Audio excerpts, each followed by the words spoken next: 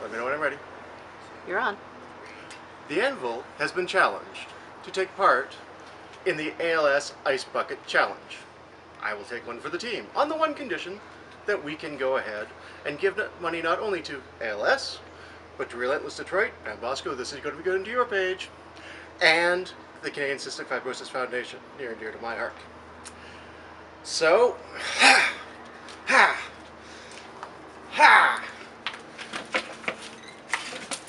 Oh, that wasn't so bad. David! Mother of pearl! My Hawkins chair! Expose on! Hail, Galaxar!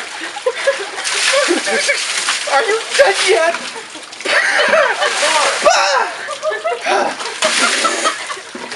Oh, damn it! Son of the same! I've heard 42 is the answer. And now we've even got cars. We're clean. We're done. We're done. Ta-da!